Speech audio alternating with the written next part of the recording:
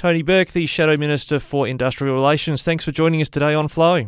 No, great to be here. Now, we just wanted to touch base with you about this decision that came out, hearing about it this morning from the Australian Workers Union, about the Fair Work Commission ruling on the Horticulture Award. What's the opposition's position about that? This is a great ruling, a really great decision. Yeah, there's a whole lot of areas at the moment where people are being paid less than minimum rates. Sometimes it's gig workers, sometimes it's people who've been affected by wage theft, and one of the areas where it's happened is a minority of people in the horticulture industry where the employers have simply either through the system, the way it works, or through just straight-out rip-offs, using piece rates so that people end up being paid less than what the minimum hourly rate in Australia is. I remember when all of this started blowing up, we put the question to the government, and Anthony Albanese asked, is it ever okay for somebody to be paid less than the minimum wage? And the response from the government was, it's complicated. Well, it's actually not complicated. And that's what the Fair Work Commission's decided here, that the minimum wage in Australia is the minimum. And there have been some horrific examples in horticulture of people being paid just dirt poor rates. And this hopefully will put an end to that. Now, the piece rates you're referring to, just I guess in common terminology, that's getting paid by the bin that you pick or the bucket you pick or the number of items of fruit you pick. That's basically how that works? Yeah, that's right. So if I give you a simple example of someone who I met, her name was Kate Sue. She'd been picking oranges in South Australia. She was on a work visa from Taiwan, and she was earning as little as $4 an hour.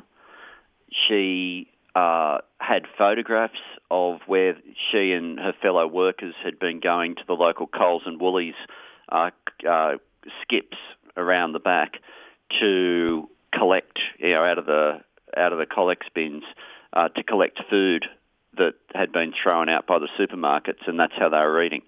There was a whole science behind it as to what time of day you'd turn up to be able to get the food out of the bins.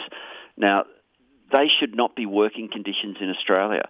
And I don't for a minute think that this is the majority of farmers or growers in any way, shape or form. But there has been a system that has allowed this, where we've undone this concept in Australia that we're a country where there are minimum standards. And to do a day's work and you end up only getting $4 an hour, there'll be parts of the world where that happens. Australia should not be one of them.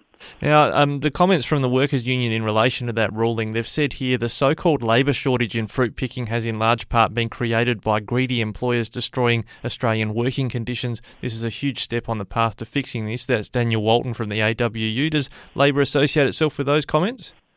There's a lot of complex issues with the labour shortage, but certainly if you are one of the employers who has only been offering $3, $4, $5 an hour effectively in the way they've been implementing the old award, then it's a bit much for them to say, I can't get local workers. If somebody is saying, I refuse to work for $5 an hour, that's not an unreasonable position in a country where the minimum wage for a casual is meant to be around $25 an hour. So, this gets rid of one of the arguments about labour shortage. Labour shortage is complex. There can be other elements of it as well. What this ruling does is draws a line under some of these complete cowboy operators and says if you're below the minimum standards, you'll be acting unlawfully. Now, just on the labour shortage, one of those other complex factors is the availability of backpackers. Now, I think the Farmers Federation, in comments to us today, they welcome the knocking out of the backpacker tax by the High Court yesterday. What's the opposition's position on the backpacker tax now? It just shows the chaos of this.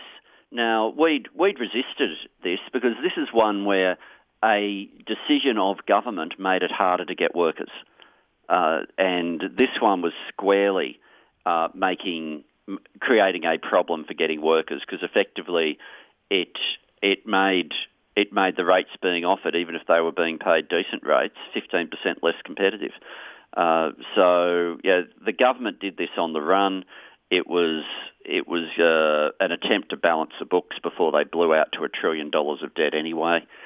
And if you don't plan your policies, if you don't do things in an orderly, sensible way, you end up with this sort of chaos.